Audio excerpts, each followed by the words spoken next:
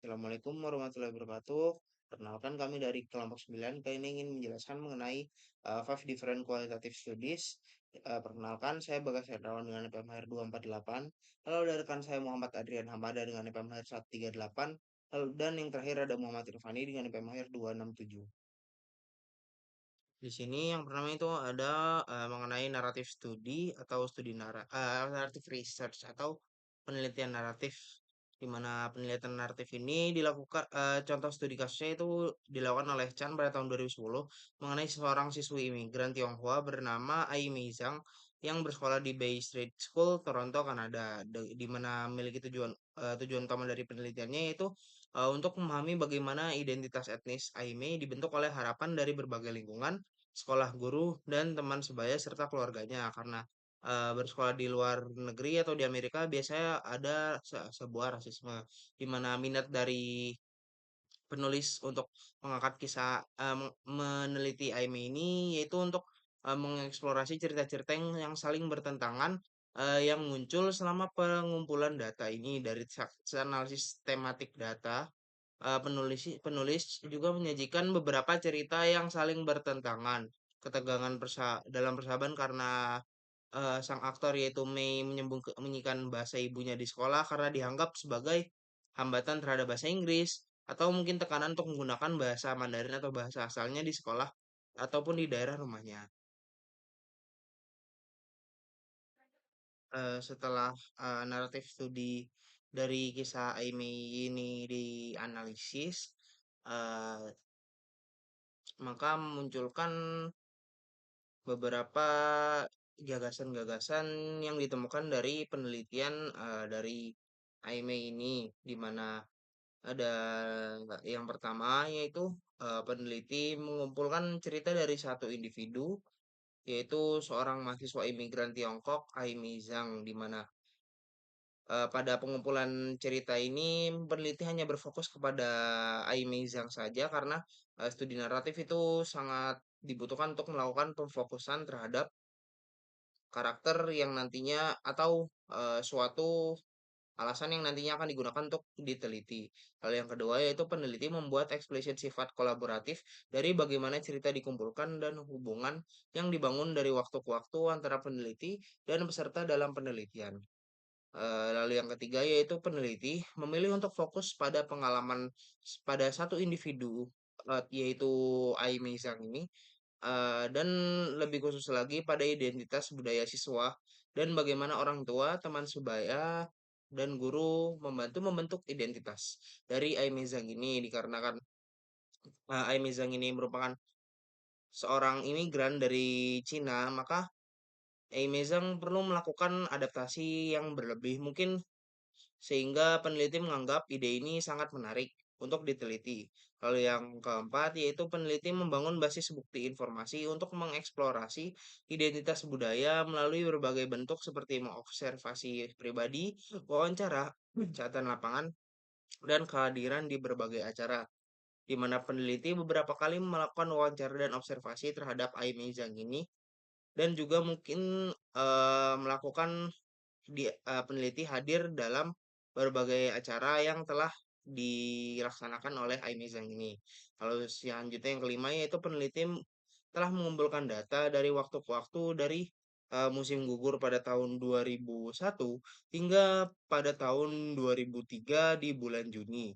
Sehingga ada banyak kesempatan untuk memeriksa peristiwa yang terungkap dari waktu ke waktu, namun beberapa narasi tidak disusun untuk melaporkan kronologi tema, dan dalam membaca laporan ini sulit untuk menentukan apakah satu tema, misalnya seperti menyembunyikan bahasa dalam orientasi siswa baru, terjadi sebelum atau sesudah tema lain.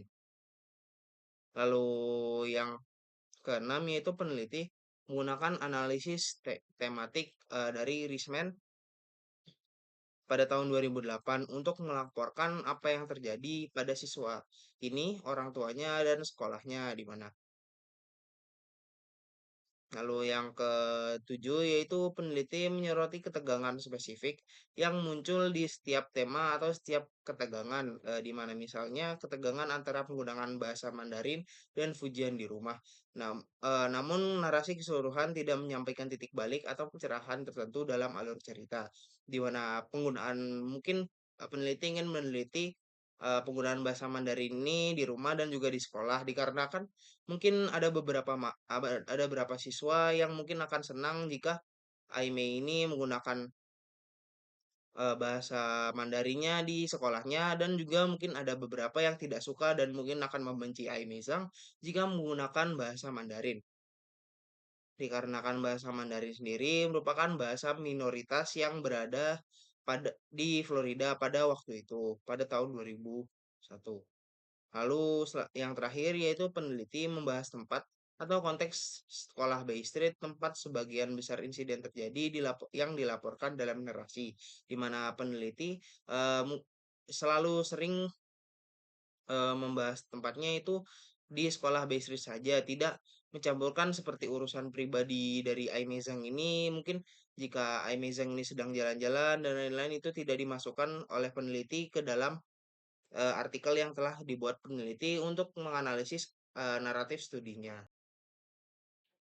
Selanjutnya di sini yaitu terkait fenomenological phenomenological study, yaitu phenomenological study dari Anderson dan Spencer pada tahun 2002, di mana studi ini membahas gambaran atau representatif kognitif yang dimiliki oleh pasien AIDS atau AIDS atau AIDS penyakit tentang penyakit mereka di mana para peneliti mengeksplorasi topik ini dikarenakan memahami bagaimana individu merepresentasikan AIDS dan respons emosional mereka terhadapnya mempengaruhi terapi mereka dengan mengurangi perilaku berisiko tinggi dan meningkatkan kualitas hidup mereka.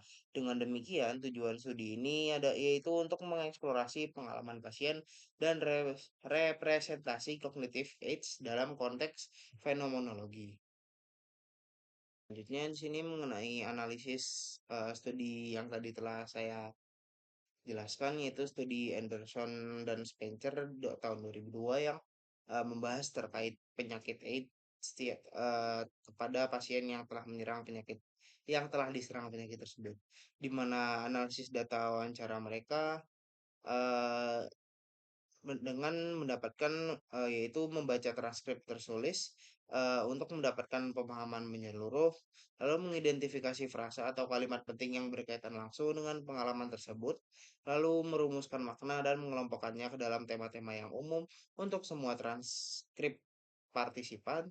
Lalu yang terakhir yaitu untuk mengintegrasikan hasil ke dalam deskripsi mendalam dan menyeluruh tentang tema tersebut dan memvalidasi temuan dengan partisipan dan memasukkan pernyataan partisipan dalam deskripsi akhir, di mana itu merupakan uh,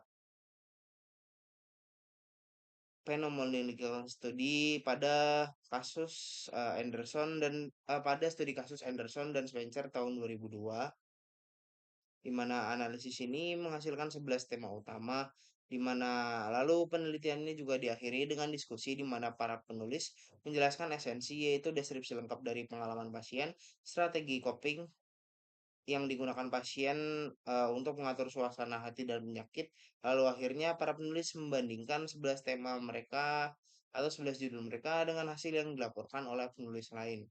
Dengan dalam literatur mereka membahas implikasinya bagi keperawatan dan pertanyaan untuk penelitian selanjutnya, di mana penelitian ini mengilustrasikan beberapa aspek sebuah studi fenomenologis, yaitu yang pertama yaitu sebuah fenomena representasi atau gambaran kognitif tentang AIDS oleh pasien diperiksa dalam penelitian ini. Lalu yang kedua untuk pengumpulan data yang ketat dengan sekelompok individu melalui 58 wawancara dan penggabungan pasien yang digunakan. Lalu yang terakhir yaitu penulis hanya menyebutkan secara singkat gagasan filosofis di balik fenomenologi.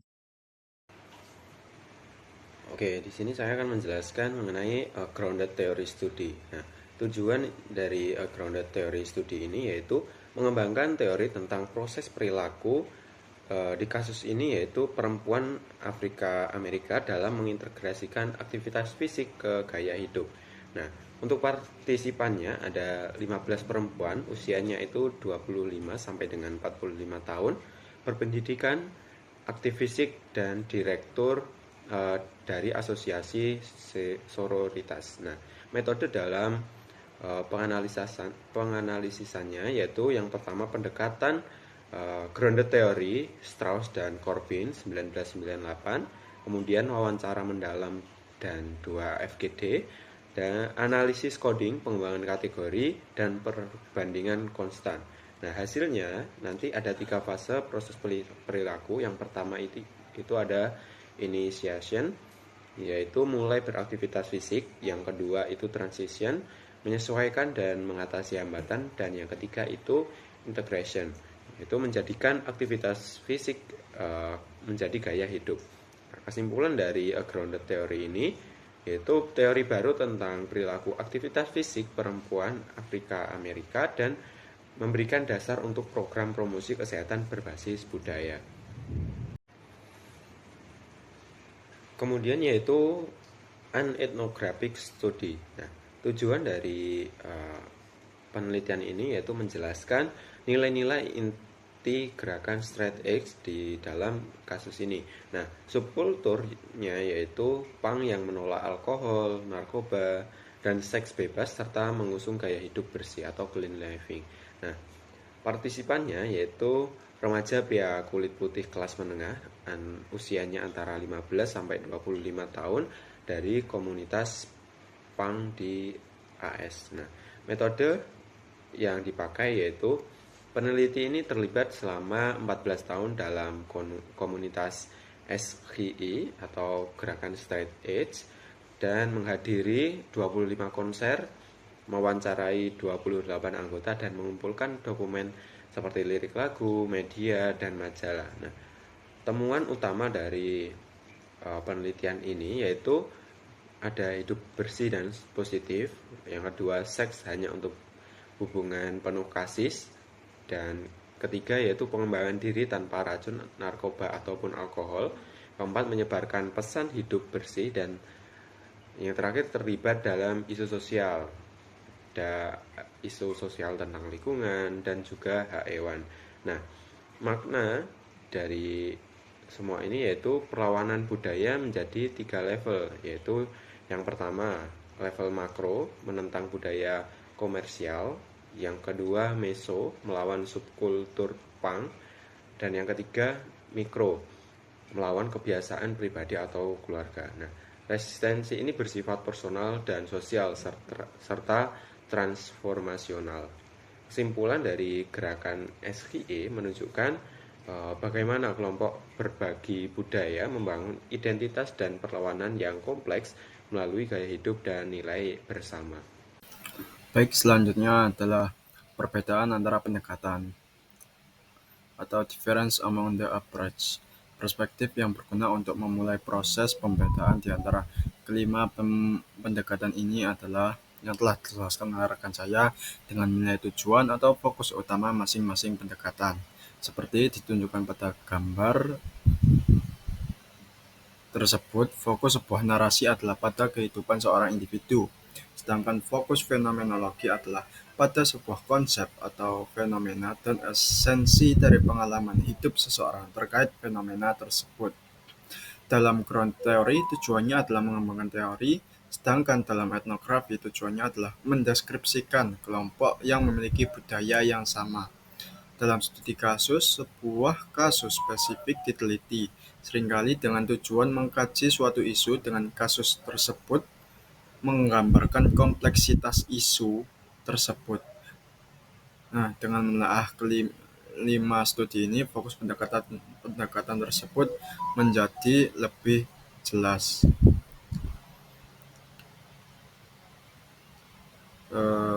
Terdapat sebuah cerita oleh Aimee Zhang, seorang siswa imigran Tionghoa di sebuah sekolah menengah pertama di Kanada. Nah, itu adalah sebuah contoh kasus. yaitu seseorang memutuskan untuk menulis sebuah narasi ketika individu perlu diteliti dan individu tersebut dapat menggambarkan melalui pengalamannya. Isu menjadi mahasiswa imigran dan berbagai konflik yang dihadapinya. Lebih lanjut, peneliti perlu menjelaskan perlunya meneliti individu tersebut. Seseorang yang menggambarkan suatu masalah, seseorang yang memiliki karir cemerlang, seseorang yang menjadi sorotan nasional, atau menjalani kehidupan biasa. Proses pengumpulan data melibatkan pengumpulan materi tentang individu tersebut, seperti dari percakapan maupun observasi. Di sisi lain, studi fenomenologi tidak berfokus pada kehidupan individu, melainkan pada pemahaman pengalaman hidup individu di sekitar suatu fenomena. Misalnya, bagaimana individu mempresentasikan penyakit mereka. Lebih lanjut, individu yang telah mengalami fenomena tersebut dipilih dan mereka diminta untuk memberikan data, seringkali melalui wawancara.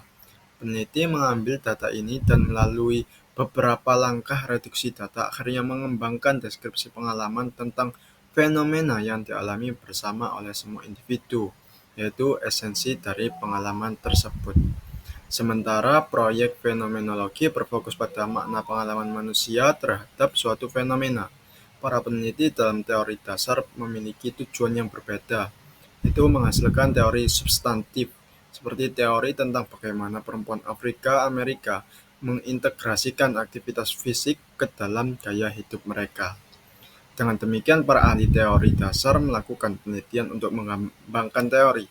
Metode pengumpulan data utamanya melibatkan wawancara.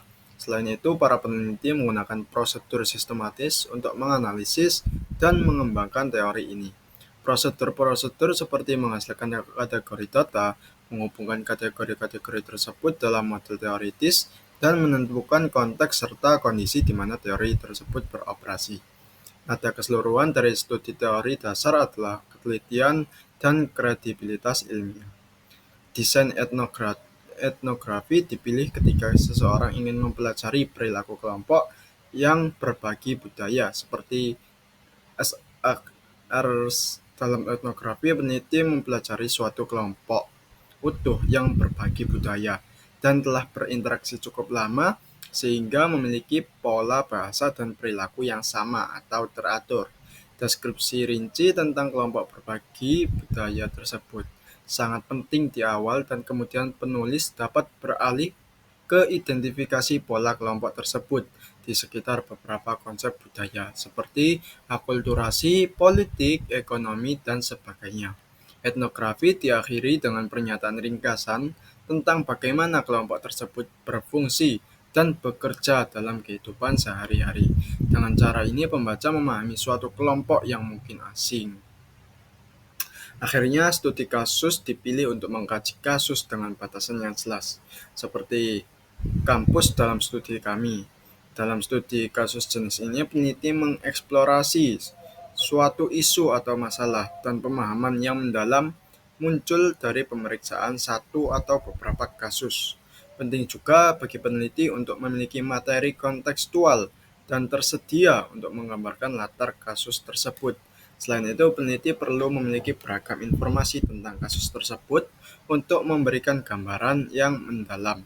Inti dari penulisan studi kasus adalah peneliti mendeskripsikan kasus secara detail dan menyebutkan beberapa isu atau berfokus pada satu isu yang muncul ketika meneliti kasus tersebut. Generalisasi yang dapat dipelajari dari studi kasus ini akan menjadi penutup laporan studi kasus. Lalu ada selection your approach, memilih pendekatan. Nah, biasanya memilih pendekatan itu dimulai dengan hasil sampai apa yang ingin dicapai oleh pendekatan tersebut.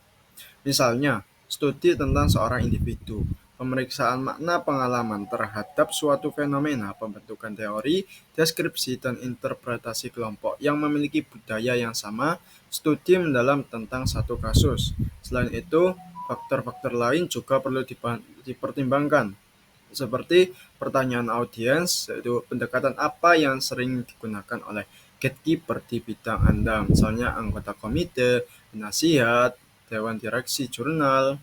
Lalu yang kedua, pertanyaan latar belakang. Pelatihan apa yang Anda miliki dalam pendidikan tersebut atau yang mendekati.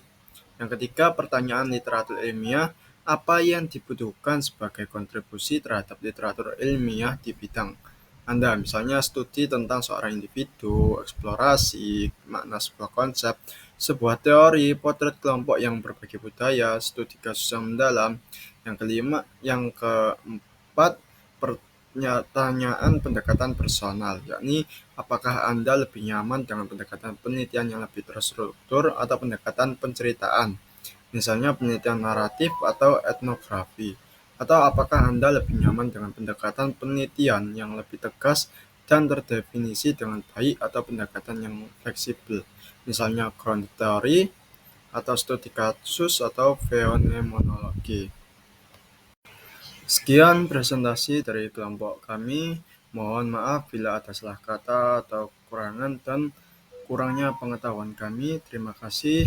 Semoga ilmu yang kami sampaikan atau materi yang kami sampaikan bermanfaat. Assalamualaikum warahmatullahi wabarakatuh.